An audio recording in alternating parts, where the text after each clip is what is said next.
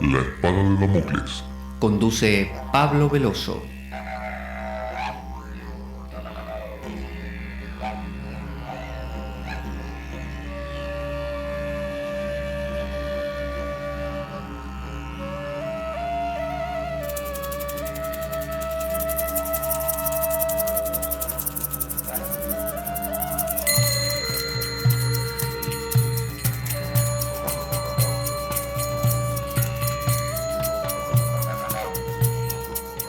Tal como lo cortés no quita lo valiente, así lo hilarante no quita lo profundo.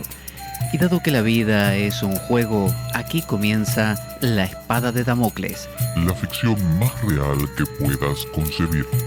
La Espada de Damocles es un programa que por mera falta de objetividad cree ser diferente.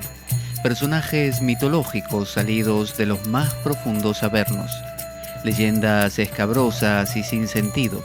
Curiosidades inquietantes e inútiles. Historias antiguas malversadas por nuestra incapacidad de entendimiento. Y cuentos carentes de profundo significado. También pretenderemos sin el menor éxito entender al ser humano en toda su dimensión. En suma, si quieres desperdiciar tu vida, aquí comienza La Espada de Damocles, la ficción más real que puedas concebir.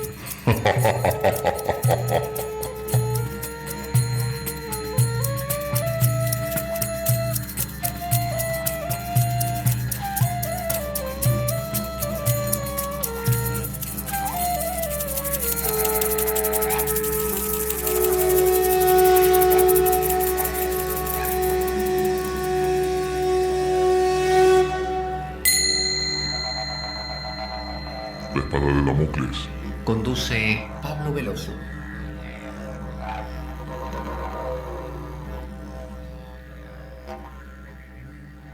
Buenas para todos. Yo soy Pablo Veloso. Esto es La Espada de Damocles y hoy vamos a continuar con el tema de la regla de San Benito. Para algunos quizá el tema que planteamos sea un tema que no despierte demasiado interés, ya que hablar de una regla monástica que es propia del 480 de nuestra era cristiana puede resultar un poco anacrónico o un poco fuera del espectro, ¿no? de la mira de aquello que nos interesa hoy en día. Sin embargo, si entendemos a la regla como una regulación, como una estructuración, no solo de nuestra vida en cuanto a actividades, sino también a nuestro tiempo, nos puede dar como una especie de indicio, una especie de orientación de cómo puede buscarse una optimización de nuestras conductas. No optimización en el sentido moral, de hacer las cosas bien o de ser más bueno, entre comillas, sino que la regla lo que propone es que podamos concentrar, ¿no? Nuestra energía, nuestra voluntad, nuestras potencias, como decían los antiguos, en última instancia, en un solo fin. ¿Cuál es este fin? Bueno, el que llamaríamos, en un marco fuera de lo teológico, simplemente encontrar la paz, encontrar el bienestar, encontrar la elusiva felicidad, ¿no es cierto? Entonces, este Benito de Nurcia, que vamos a citar ahora algunos indicios biográficos directamente de la Wikipedia para que tengamos una idea de quién hablamos y luego sí ya nos metemos con la regla que estábamos transitando. Benito de Nurcia nace en Nurcia, justamente en Umbría, en el 480 después de Cristo. O sea que no fue ayer esto. Muere el 21 de marzo del 547, fue un monje cristiano, considerado el iniciador de la vida monástica en Occidente. Por eso es clave este personaje. Fundó la Orden de los Benedictinos, famosa, cuyo fin era establecer monasterios basados en la autarquía, es decir, en una especie de capacidad de proveerse de todo lo que necesitaban. Y esto lo lograba a través de no solamente el rezar, por eso está su lema o su moto, ora et labora, sino también el trabajar, labora, ¿no? En la Argentina, justamente, en el argot argentino se utiliza el laburar, ¿no? Laburar significa laborar, en última instancia, ¿no? Trabajar. Entonces es rezar, pero también trabajar. Vida interior, pero también vida exterior. Es decir, dice monasterios autosuficientes que comúnmente estaban organizados en torno a una iglesia de planta basilical y el claustro. Es considerado patrón de Europa y patriarca del monacato occidental. Benito escribió una regla, que es esta que vamos a tratar, para sus monjes, conocida luego como la Santa Regla, como decir la regla con mayúscula, que fue inspiración para muchas de las otras comunidades religiosas. Era hijo de un noble romano de Nurcia. Estamos hablando de épocas del Imperio Romano. Piense que Constantino en el 315 fue cuando aceptó en esa contienda que tenía contra justamente su antagonista, luchando por Roma, por hacerse con el poder, abrazó a la religión cristiana, si bien no la impuso todavía, sino que la impuso más adelante, pero en el 315 se hizo el concilio famoso de Nicea. Así que este hombre nació, digamos, 100 y algo de años después. Dice, una tradición que Bede acepta lo convierte en un gemelo con su hermana escolástica. Ese tipo de cosas que son tradición, pero no lo podemos comprobar. Por ejemplo, tradiciones que la Verónica secó con un pañuelo el rostro de Cristo cuando iba llevando la cruz, y ese pañuelo quedó con la marca, ¿no?, de su rostro, como pasó con el Santo Sudario. Bueno, la figura de la Verónica es una tradición, o sea, no está en los evangelios, no figura. Dice, si 480 es aceptado como el año de su nacimiento, el año en que abandonó sus estudios y abandonó el hogar sería el año 500, ¿no? A los 20 años aparentemente. La narrativa de San Gregorio, que son estos grandes personajes como San Gregorio, Bede, son los que hacen las hagiografías, ¿no? Las biografías que pretenden ser bastante magnánimos porque el fin es apologético, el fin es catequético, es enseñar. La narrativa de San Gregorio hace que sea imposible suponer que tiene menos de 20 años en ese momento.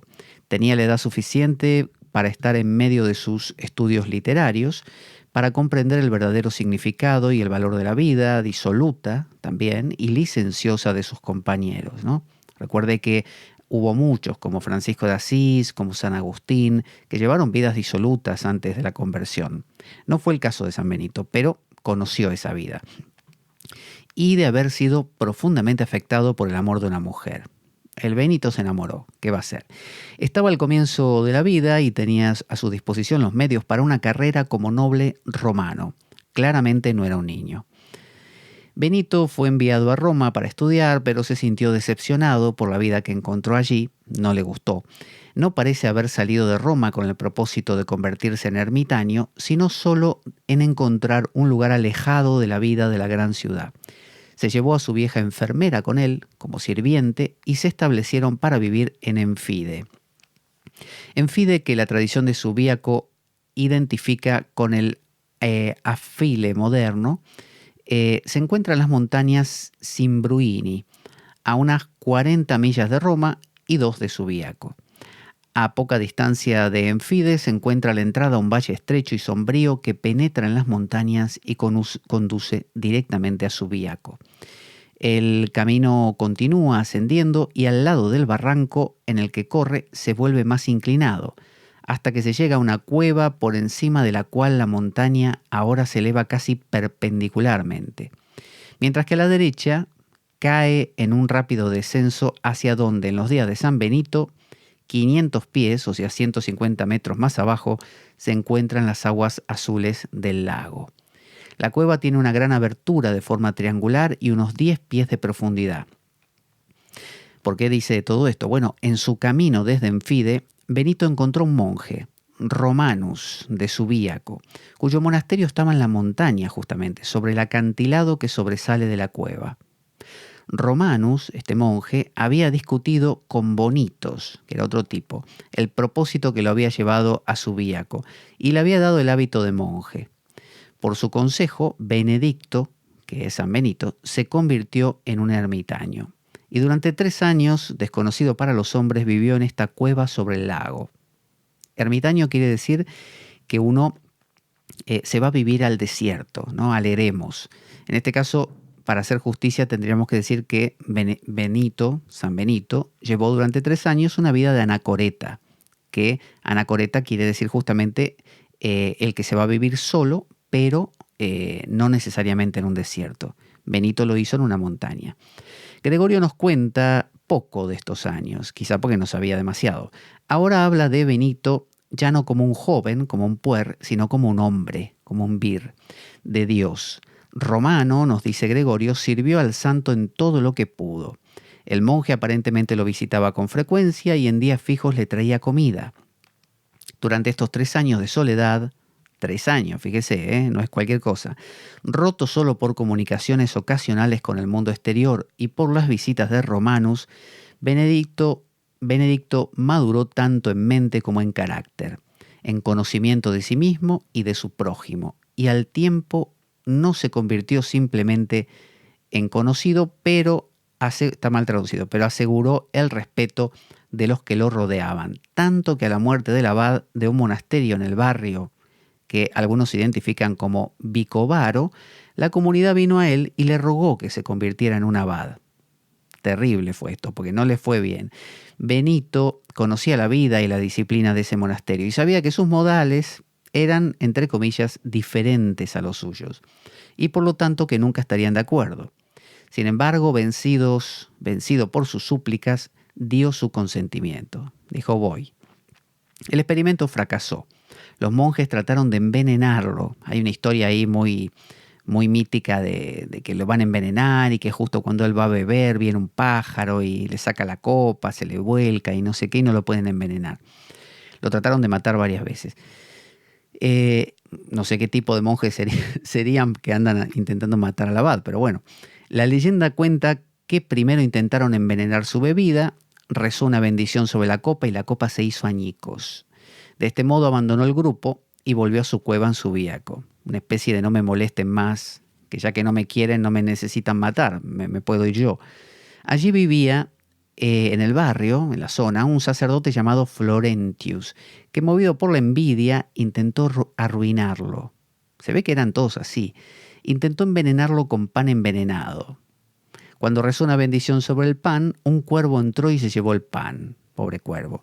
A partir de ese momento sus milagros parecen haberse hecho frecuentes y muchas personas, atraídas por su santidad y carácter, vinieron a Subíaco para estar bajo su guía.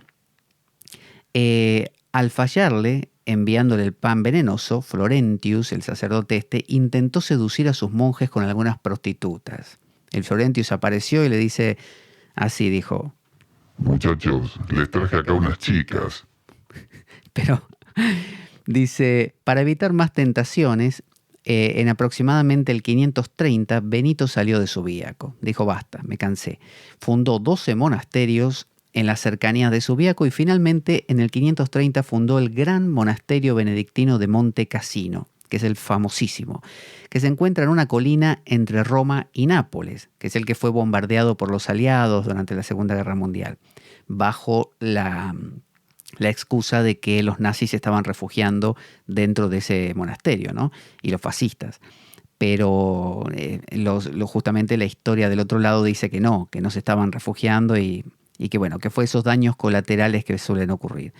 Durante la invasión de Italia, Totila, rey de los godos, ordenó a un general que usara sus ropas reales y que viera si Benito descubría la verdad.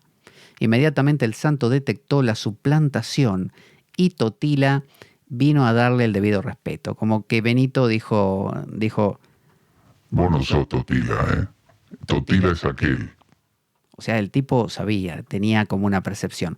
Este tipo de cosas hay que tomarlas siempre con mucho cuidado porque no se mezcla un poco la buena intención de los cronistas, la intención catequética también, como queriendo que la gente saque algo en claro de todo esto. Así que no podemos tomarla como una realidad. Así que vamos ahora a la regla de San Benito. A ver qué escribió Benito para sus discípulos, para sus seguidores, que no eran seguidores al estilo de ser un gurú, sino de ser simplemente un cristiano que buscaba agrupar a gente que tenía un interés monástico y crear lo que se llama vida cenobítica, ¿no? Vida de koinos bios, ¿no? de grupo que vive en conjunto.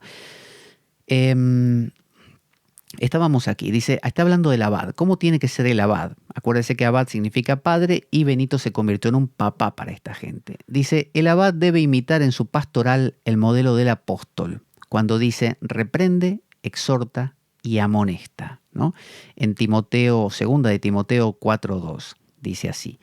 Es decir, que adoptando diversas actitudes según las circunstancias, amable unas veces y rígido otras, se mostrará exigente como un maestro inexorable y entrañable, con el afecto de un padre bondadoso. En concreto, que a los indisciplinados y turbulentos debe corregirlos más duramente, en cambio a los obedientes, sumisos y pacientes debe estimularles a que avancen más y más.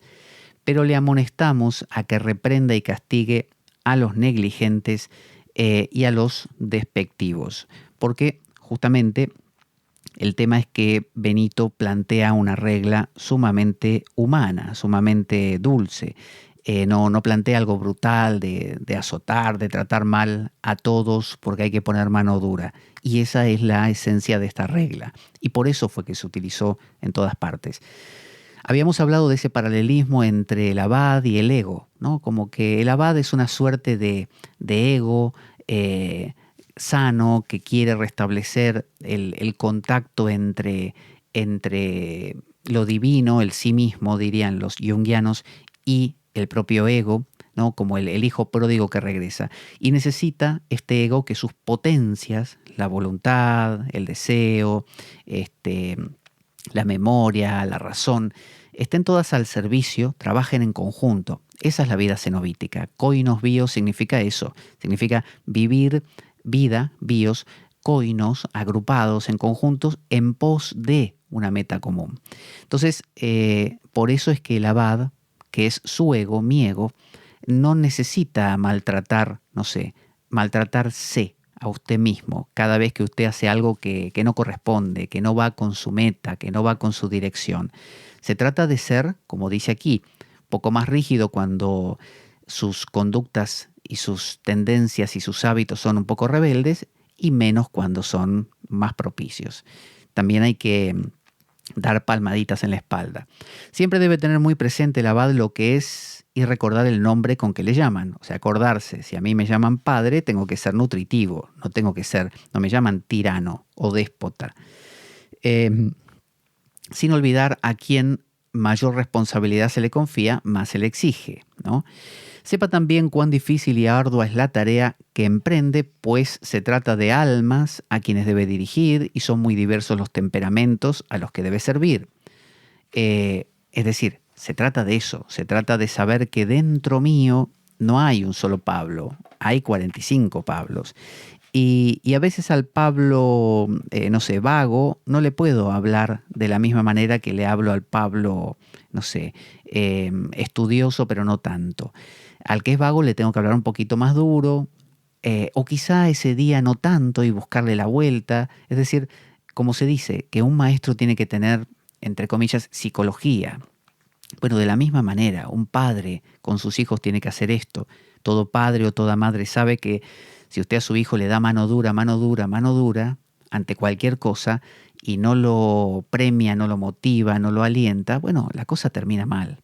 Entonces, aquí pasa lo mismo. Recordemos que, al igual que pasa con el castillo interior de Santa Teresa, acá estamos hablando de un cenobio interior. Ahora viene capítulo 4, ¿no? ¿Cuáles son los instrumentos de las buenas obras? Entonces, es decir, ¿cuáles son las buenas obras que uno debería poner en marcha? Ante todo, dice, amar al Señor Dios con todo el corazón, con todo el alma y con todas las fuerzas. Esto no solo está en Marcos 12:30, Lucas 10:27 y Deuteronomio 6:5. Ahí, Deuteronomio, de ahí viene. Es ese famoso Shema Yisrael Adonai Eloheinu Adonai Echad. Es decir, recuerda, oh Israel, el Señor es uno solo, ¿no? Y luego lo amarás con todo tu corazón, con toda tu alma y con todas tus fuerzas. Y además, el agregado de Jesús, que es, dice aquí, al prójimo como a ti mismo, ¿no? Que es de Marcos 12:30 y Lucas 10:28. Entonces se trata, primero que todo, saber a dónde apuntás. O sea, ¿qué es lo que te interesa? Dice Benito. Bueno, Dios, ¿no? Si lo tomamos fuera del ámbito teológico, la paz interior, el silencio, el misterio, eso es tu norte, tu estrella polar. Segunda cosa, no primera, segunda, amar al prójimo como a ti mismo, ¿no? Porque uno no puede concebir ese amor al prójimo si no concibe la idea de una trascendencia. Y no matar, dice, no cometer adulterio, no hurtar, no codiciar, lo que le llamamos los mandamientos, ¿no? Que no los vamos a detallar ahora porque cada uno tiene muchas implicancias, porque no matar no es que uno no mate con un cuchillo al vecino y lo haga sangrar hasta morir, sino que no matar son otras cosas, ¿no? Uno puede matar con la marginación de otro, uno puede matar ignorando a otro, uno puede matar con la mirada, mil cosas, ¿no? Y lo mismo con los demás mandamientos, pero bueno, los vamos a tomar como vienen sin profundizar. No levantar falso testimonio, honrar a todos los hombres, esto viene de Pedro 2:17, la primera de Pedro, es decir, honrar a todos los hombres significa querer a la gente, tratarla bien, porque a veces uno dice, bueno, sí, no cometo adulterio, no hurto, no robo, lo tengo a Dios como lo mejor, y al prójimo lo quiero como a mí mismo, sí, pero en el trato, a veces soy despectivo, no saludo. Esos protocolos, vio que uno a veces entra a un lugar y dice buenos días y están los grillos sonando, cri, cri, cri, cri, nadie dice nada. Entonces, esas pequeñas cositas, ¿no? Es honrar a los hombres, ¿no? Uno puede amar a otro, yo puedo amar a mi esposa, pero quizá entré y no la saludé y la sigo amando, pero no me tomé el trabajo de saludarla. Entonces dice Benito con mucho tino que si uno no se preocupa por estas pequeñas cosas, la cosa no avanza. No hacer a otro lo que uno no desea para sí mismo. Eso básicamente es clave, porque si uno anda por ahí haciéndole de todo a todos, pero cuando te lo hacen a vos saltás como leche hervida, hay algo en la ecuación no funciona. Entonces la idea, como para que uno no tenga dudas y diga, bueno, pero ¿qué tengo que hacer con el prójimo? Simple, lo que no te gusta que te hagan, no se lo hagas. No te gusta que no te saluden, saluda. No te gusta que no sé, que te hablen duro, habla dulce. Bueno, negarse a sí mismo para seguir a Cristo, eso es fuerte, negarse a sí mismo para seguir a Cristo es posponerse a uno, aprender lo que es la pérdida, aprender a perder, ¿no? Todo esto daría para profundizarlo muchísimo, pero no quiero hacerlo para no extenderlo. Negarse a uno mismo tiene que ver con esto de aprender a carecer, a perder la austeridad, ¿no? Cosa que hoy en día, en esta generación de millennials, por ejemplo, todo se quiere conseguir sin ningún esfuerzo. Y está en el mito de que todo tiene que ser bonito y agradable. Castigar el cuerpo no significa darse puñetazos o darse latigazos. Castigar el cuerpo significa no pasa nada porque no coma esta mañana, ¿no? No pasa nada porque camine 2 calles más o porque trabaje un poquito más, no pasa nada. No hay que ser demasiado melindroso con esas cosas. No darse a los placeres, o sea, no disfrutar de placer, no darse. Darse quiere decir entregarse, ¿no? Como que el placer te coma, sino saber medir. Amar el ayuno, ¿no? Saber privarse. El ayuno no es solo de comida. Ayunar a veces de amistades, ayunar de conversaciones, ayunar de las cosas que a uno le gustan, leer cierto libro. Saber ayunar, saber privarse. Aliviar a los pobres, vestir al desnudo, visitar a los enfermos. Recuerde que el mismo Jesús dijo esto de que cuando estuve enfermo me visitasteis, cuando estuve me asististeis, cuando estuve en la cárcel me visitasteis, cuando estuve... Y los discípulos le preguntaron, ¿cuándo hicimos todo eso? Y bueno, él dijo, cuando se lo hicisteis a alguno de ellos, ¿no? de esta gente, del prójimo. Entonces, visitar a los enfermos, aliviar a los pobres, y esto lo podemos llevar internamente porque el pobre y el enfermo son aquellas partes nuestras y del otro, son las carencias, las debilidades del otro. Porque si uno se relaciona desde lo mejor de uno con lo mejor del otro, y es un mundo ficticio. Hay que saber ver la pobreza del otro y la propia, y saber tener un diálogo, bajar de nivel y tener un diálogo entre mi debilidad, ¿no? Mi reconocimiento de que soy un pobre en el sentido de que no tengo el control que quisiera, y el del otro. Y ahí realmente estamos hablando dos personas. Si no, lo que hablamos es dos superhéroes más o menos. Dar sepultura a los muertos, eso es importante, porque uno dice, sí, literalmente sepultar a un muerto, pero interiormente, ¿uno sepulta realmente las cosas o se las lleva en los hombros? Ayudar al atribulado, consolar al afligido. Fíjese, todo lo que podríamos hablar de esto es increíble. Hacerse ajeno a la conducta del mundo, no anteponer nada al amor de Cristo, no consumar los impulsos de la ira, ni guardar resentimiento alguno.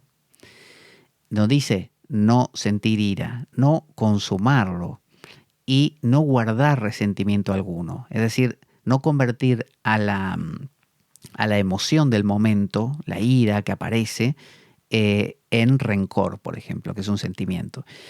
No abrigar en el corazón doblez alguna, no dar paz fingida, no cejar en la caridad, no jurar por temor a hacerlo en falso, decir la verdad con el corazón y con los labios, no devolver mal por mal, no inferir injuria a otro. Bueno, y así, no los voy a citar todos porque son larguísimos y citan un montón de características que, como digo, lo vamos a profundizar en algún programa porque vale la pena realmente. Ahora lo que quiero es dar una vista, como dicen abuelo de pájaro, de la regla de San Benito. El capítulo 5 habla de la obediencia. ¿Qué es obedecer? Obedecer es estar bajo, no sé, el pie de un tirano. ¿De qué es la obediencia? Dice, el primer grado de humildad es la obediencia sin demora. Exactamente la que corresponde a quienes nada conciben más amable que Cristo. Estos, por razón del santo servicio que han profesado, o por temor del infierno, o por el deseo de la vida eterna en la gloria, son incapaces de diferir la realización inmediata de una orden tan pronto como ésta emana del superior, como si se lo mandara el mismo Dios.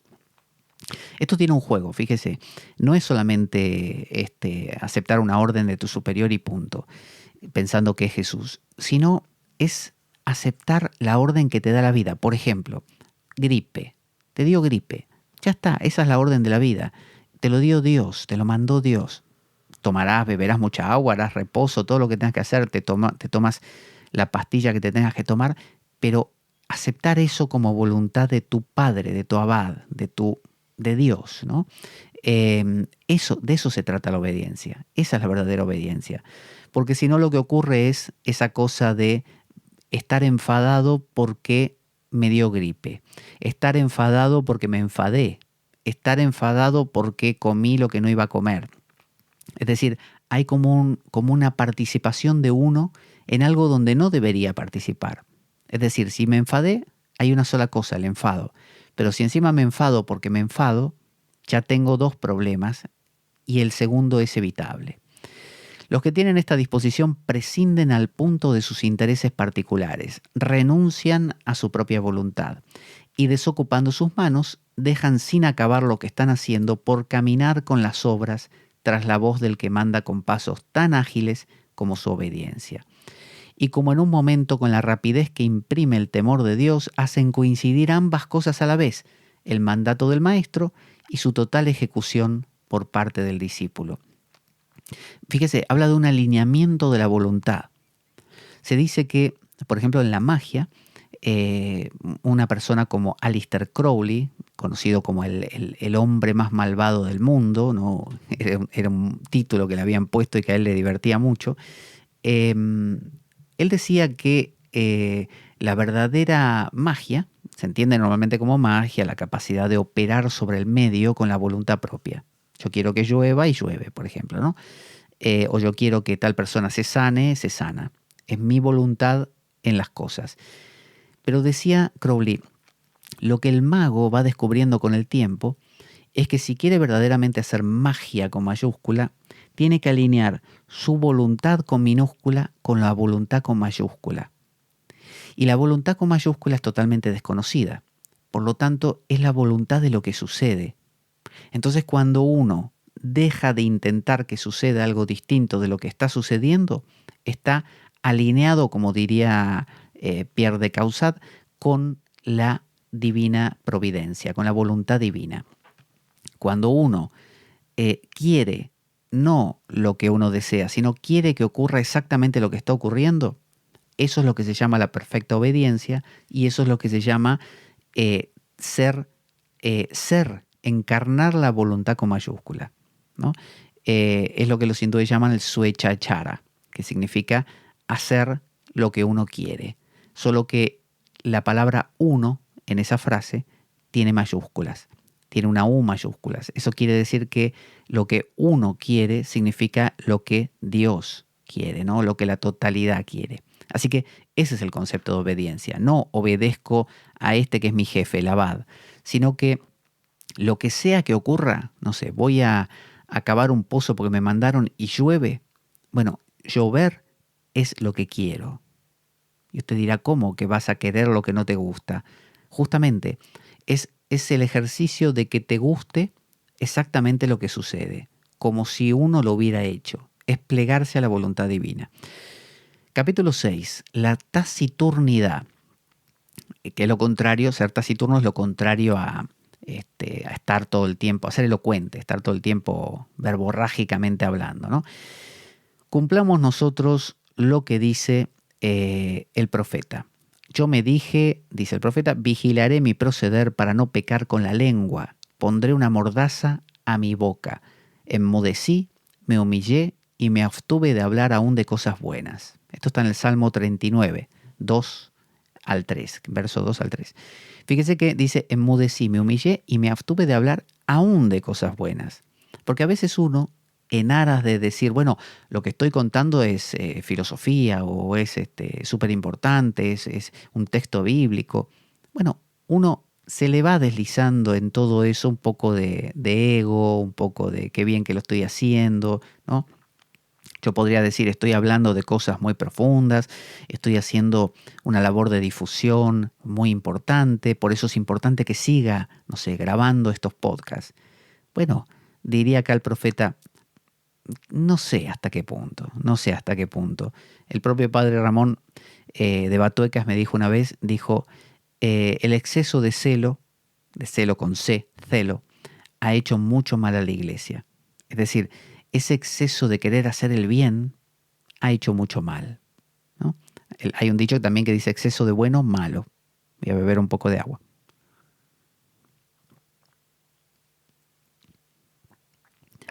Ahí hice un buen silencio, ¿ve?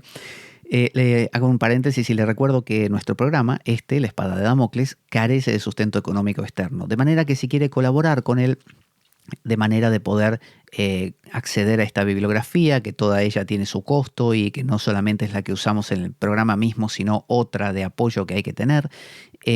Bueno, si quiere colaborar para poder conseguir esa bibliografía y elementos electrónicos que siempre hacen falta para mejorar o por desgaste de los elementos del programa, puede hacerlo escribiéndome a pablojorgeveloso@gmail.com. Y le pasaré el enlace de la cuenta de PayPal del programa o de la cuenta de banco, según viva en España o fuera de ella. Y puede ahí colaborar, mínimo, mediano, grande, lo que quiera, hasta lo más mínimo sirve. Y desde ya muchas gracias por ello. Entonces dice, enseña aquí el profeta que si hay ocasiones en las cuales debemos renunciar a las conversaciones buenas, por exigirlo así la taciturnidad, ¿cuánto más deberemos abstenernos de las malas? Dice, por el castigo que merece el pecado. Por lo tanto, dada la importancia que tiene la taciturnidad, raras veces recibirán los discípulos perfectos licencia para hablar, incluso cuando se trate de conversaciones honestas, santas y de edificación, para que guarden un silencio lleno de gravedad. Vio que es muy común que los monjes estén en silencio y uno dice, ¿por qué no hablan? Deben tener tanto para contar. Tanto bien harían a la humanidad hablando de lo que saben. No, no necesariamente. Hay que ayudar al mundo, hay que convertir a todos. A veces no. A veces es más potente un silencio que que una frase o que una oración larguísima y complicada, ¿no? O llena de emoción. A veces el silencio es el que marca la diferencia. Por eso propone Benito silencio, silencio. Si vas a decir algo interesante, importante, silencio, mejor silencio. Dice, porque está escrito, dice, en mucho charlar no faltará pecado. Esto está en Proverbios 10:19. Y en otro lugar, muerte y vida están en poder de la lengua. Proverbios 18:21. Además, hablar, vio que está el dicho ese, el pez por la boca muere. Además, hablar y enseñar incumbe al maestro, pero al discípulo que le corresponde callar y escuchar. Por eso, dice San Benito, cuando sea necesario preguntar algo al superior, debe hacerse con toda humildad y respetuosa sumisión. Pero cuando las chocarrerías, las palabras ociosas y las que provocan la risa, las condenamos en todo lugar a reclusión perpetua. No es que no haga chistes el monje, pero vio que hay una especie de límite. No sé si le ha pasado alguna vez. Usted está con amigos y el chiste, la broma constante, la ironía, la broma, el chiste son un exceso de razón, porque hay que ser inteligente para hacer gracia, hay que ser inteligente para decir chistes, hay que ser inteligente para hacer ironía. Y hasta para mofarse de otro hay que ser inteligente, porque uno tiene que ser observador, uno tiene que destacar detalles negativos del otro, graciosos por lo tanto, según cómo se presenten. Entonces, empieza a ver por un lado como una sensación de poder, que es el poder de estar desestimando a otro con la palabra, y uno empieza como a habitar en un palacio de cristal, que es el palacio de la mente, de los pensamientos, en un mundo frío, en un mundo sin alma, sin alma. Eso es lo que quiere evitar Benito. Dice,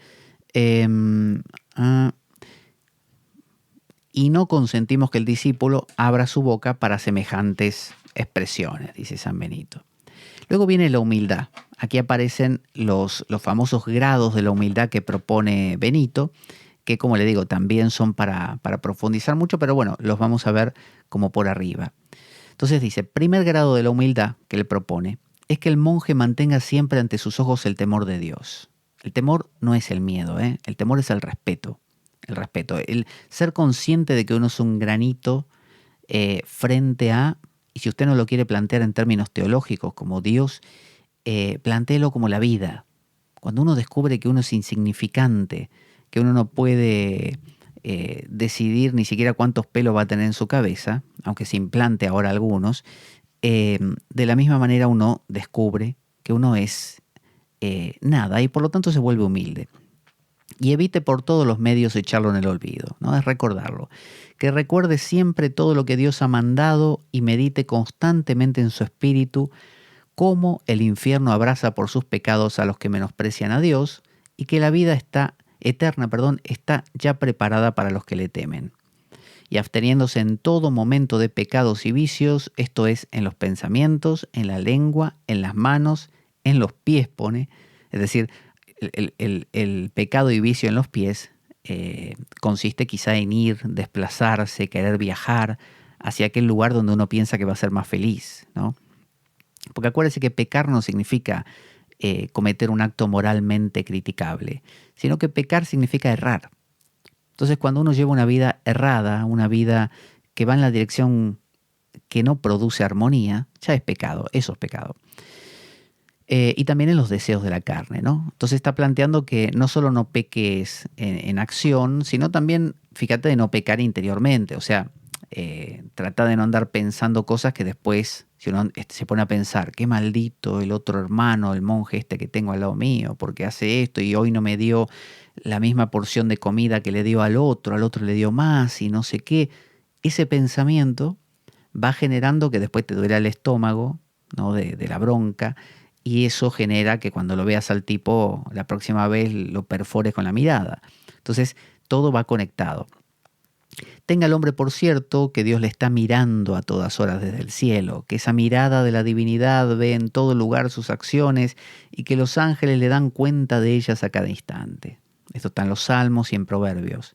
Es decir, no es que Dios te está mirando con el dedo acusador. Se trata de que esa especie de Pepe Grillo que uno tiene dentro, que representa la pregunta por el ser de Heidegger, ¿no? La pregunta por el ser, el saber que existe un algo que nos trasciende y el saber que nos queremos hacer los tontos. Bueno, eso pesa y eso es la mirada de Dios, esa es la sensación de que no estoy yendo por buen camino, o sea, me estoy haciendo, como se dice, el sota con esto.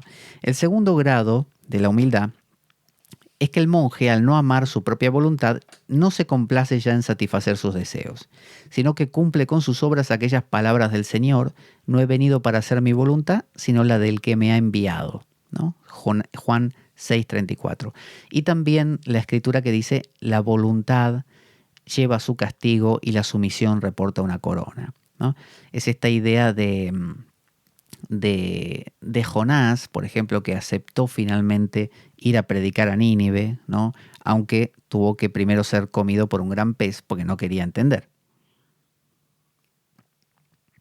Entonces, no amar su propia voluntad, ¿no? No se complace en satisfacer sus deseos. ¿Se acuerda esa oración atribuida a San Francisco, pero que después se probó que no era de él, que es: Señor, hazme un instrumento de tu paz, que donde haya odio yo ponga amor, que donde haya guerra yo ponga la paz, y así.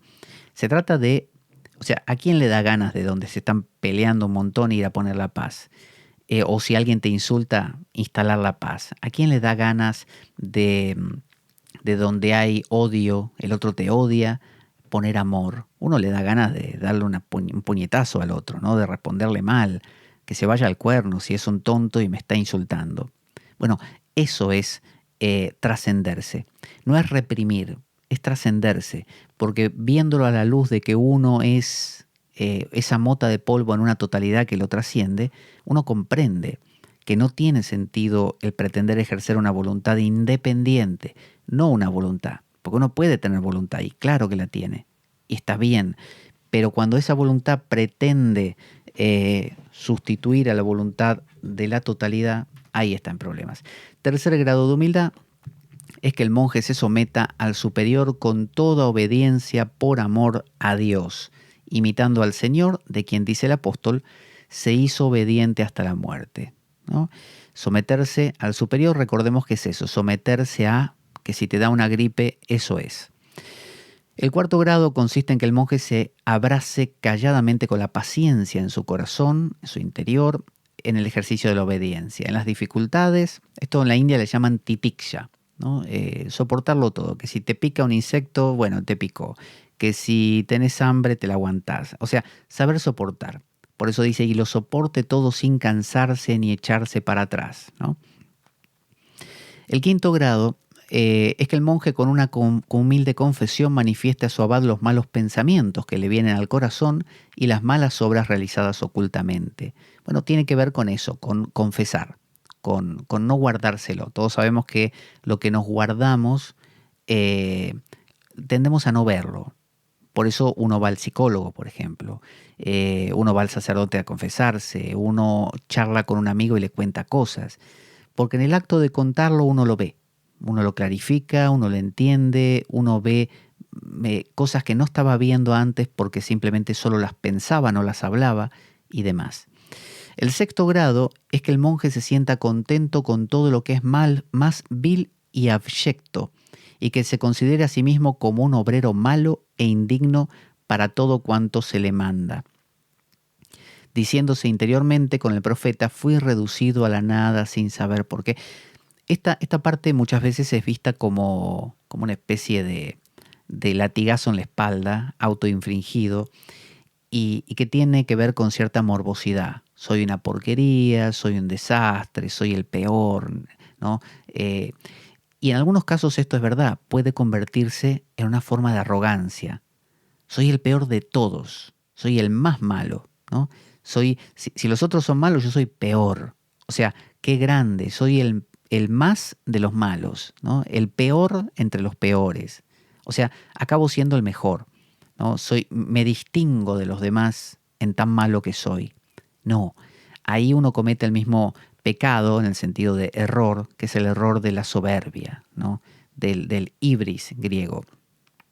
En lugar de eso, uno debe saber que ni siquiera es el peor de todos, sino que es normal, ¿Qué cosa más fuerte que soportar ser normal? Normal. No soy extraordinario, ni siquiera en el mal.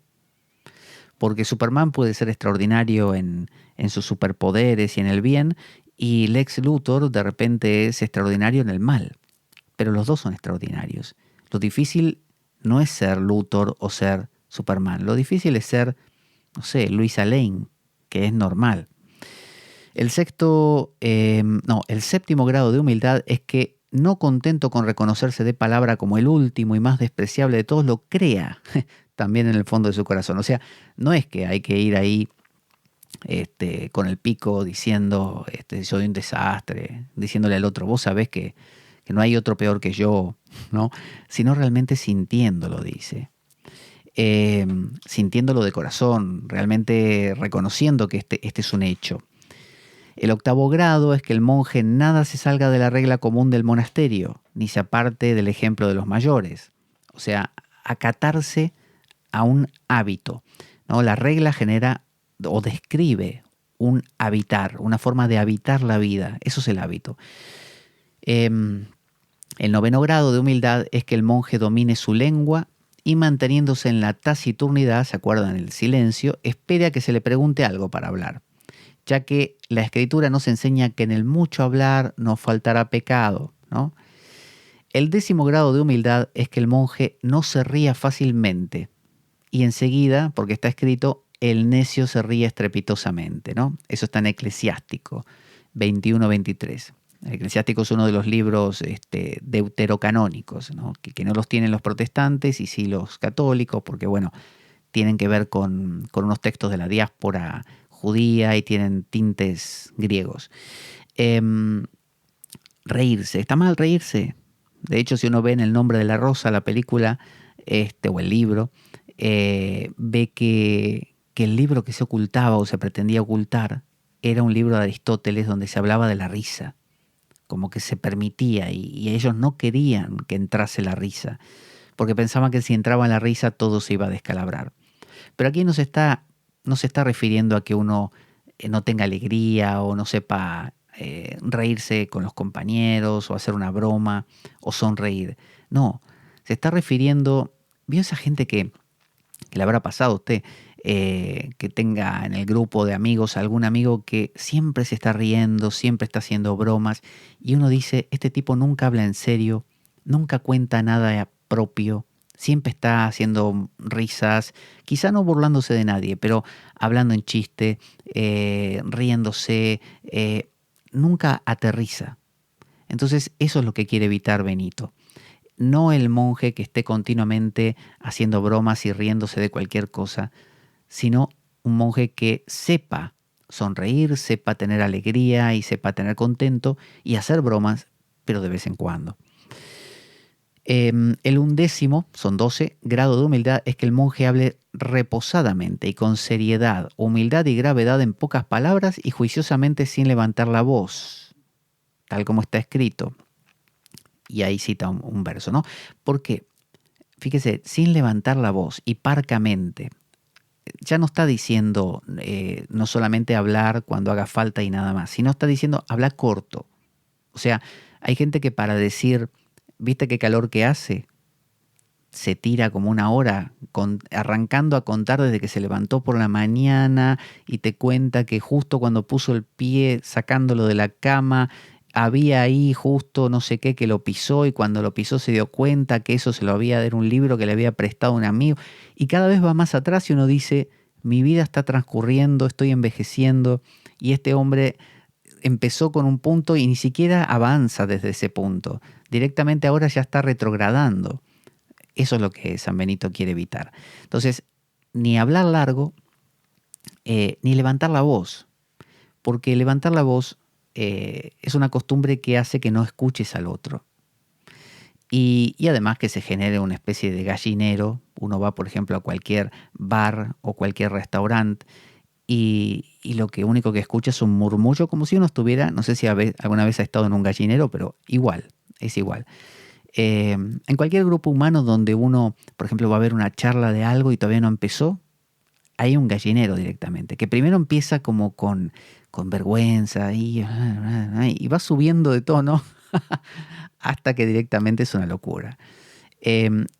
Por último, el duodécimo, el número 12, dice: grado de humildad es que el monje, además de ser humilde en su interior, lo manifieste siempre con su porte exterior a cuantos lo vean.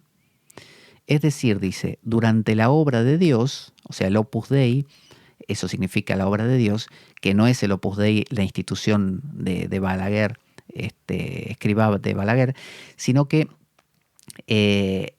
la obra de Dios es la oración diaria, ¿no? En el oratorio, dentro del monasterio, en el huerto, cuando sale de viaje, en el campo y en todo lugar, sentado de pie al andar, esté siempre con la cabeza baja y los ojos fijos en el suelo. Esto también es muy radical, porque claro, uno piensa, ¿qué hago yo durante el día? Y bueno, yo estoy mirando para todos lados, ¿no? Pasó una persona, miro, vio la otra, miro, ¿qué tiene puesto esta? ¿Y qué hizo de raro aquella otra? Otro que le habla a otro y me llamó la atención, un coche que pasó, ¿no? Uno está mirando todo. Y esa mirada básicamente te distrae, ¿no? Te pierde, te distrae, te lleva te aleja ¿no? No te retrotrae, te distrae, ¿no? La mirada no se debe divertir, se debe introvertir, ¿no? Se debe llevar hacia adentro. Usted dirá, bueno, ¿y por qué? Si tenemos los ojos para afuera, no son para ver el mundo. Bueno, es que el tema es que nos hemos excedido y nuestro mundo actual está creado para el impacto.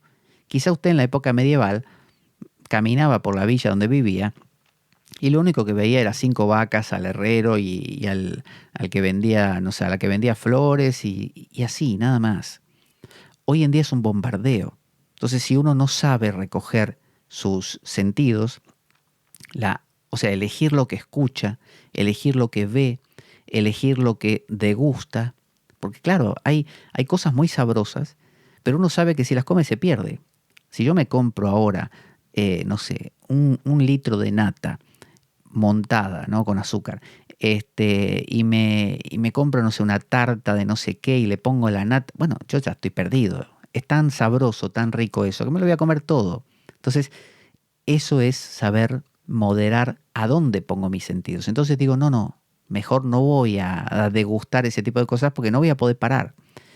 De la misma manera, si yo me pongo a mirar, ¿no? Cosas que podría comprar, que pueden resultarme interesantes, bueno, me voy a perder, siempre va a haber algo que me va a gustar. Hoy en día está hecho todo para eso. Usted entra, no sé, en Amazon o en cualquiera de estas tiendas virtuales y usted entró para buscar, no sé, un libro. Y resulta que descubrió en el camino, porque le bombardean con publicidad, esa publicidad que proviene de los cookies, ¿no? Que uno visita otras páginas y va viendo, y de repente le ofrecen que un reloj, que no sé, que unos zapatos, y uno cuando quiere acordar dice, sí, la verdad que me viene bien una mochila, porque la que tengo ya está gastada. Y cuando uno quiere acordar, o se compró algunas cosas adicionales, o si bien no las compró porque no tenía dinero, quedó como destruido pensando, no me lo puedo comprar. Y todo eso por haberse dejado llevar. Pudiéndolo evitar, ¿cómo? Bueno, bajando la mirada. Bajando la mirada significa que tu oído, que tu vista, que tu sabor, tu gusto, lo preserves y lo conectes con las cosas que te parece que sí valen la pena y por eso se apunta a una vida más magra, ¿no? De lo contrario, mucha gente dice, ay, ¿cómo tengo que hacer para meditar? De lo contrario, no te va a servir la meditación. Porque si uno medita, pero tiene los ojos puestos en 1000 cosas y los oídos y el sabor, se pierde. O sea, no hay recogimiento. Vamos a ver un poquito más. A ver, no, nos faltan 5 minutos, así que vamos a ir cerrando el programa hoy. Lo siguiente que nos toca, ya le digo, mire, tengo aquí la regla de San Benito. Tengo la versión que está prologada por García Colombás, que es un autor muy, muy bueno. Tengo un libro de él que se llama Historia del Monacato Primitivo, que está genial, genial. Un libro gordito que tiene de todo y muy, muy desarrollado, muy bien planteado. Este libro contiene la regla misma y contiene los diálogos, que son, como le decía, esas composiciones apologéticas, ¿no? Que tienen como fin la catequesis. Entonces cuentan un poquito los hechos de Benito, como esto de que lo intentaron envenenar, pero bueno, decorados de otra manera, como quien lee La florecilla de San Francisco. Lo siguiente que nos toca es capítulo 16. ¿Cómo se celebrarán los oficios divinos durante el día? ¿Se acuerda que los musulmanes tienen el salat, que cortan el día 5 veces? Bueno, los cristianos tienen lo mismo, 7 veces. Así que nos va a contar Benito cómo es esto de estructurar el día. Le recuerdo antes de despedirnos que mi libro Sadhana al Camino Interior está disponible en Amazon, en papel, en digital. Ahora en este mes de agosto voy a aprovechar para compilar unos ensayos en la forma de un libro y voy a publicarlo en breve. También voy a trabajar en la segunda parte, la continuación de Sadhana al Camino Interior, que nos quedaron pendientes bastantes temas. Y también están los cursos que doy frecuentemente, regularmente, y usted puede escribirme a pablojorgeveloso@gmail.com y solicitarme o información o participar de alguno de los cursos. ¿De qué son estos cursos? Bueno, de todos los temas que usted ve habitualmente en el programa. Normalmente uno de los que más doy es el curso de tarot, donde estudiamos las cartas, estudiamos los símbolos, estudiamos lo que representan desde un punto de vista muy profundo. Y bueno, también el oráculo Lenormand, que también tiene la misma dinámica. Y aunque suene extraño e incompatible con el tema que estamos planteando hoy, no lo es en absoluto. Luego también está el reordenamiento vital, que son sesiones. Todo esto lo hacemos por Skype individualmente. Son sesiones donde cada uno, o sea, el consultante plantea un tema y ese tema se va trabajando en la sesión.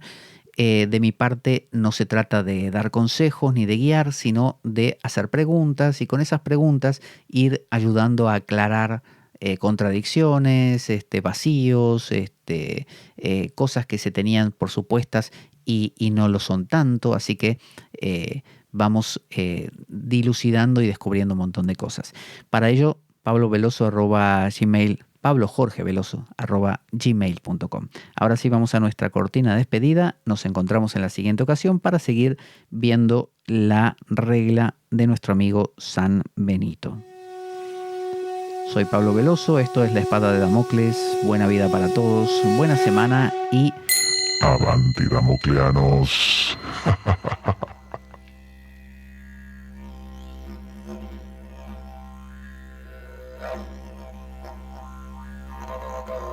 La Espada de Damocles. Conduce Pablo Veloso.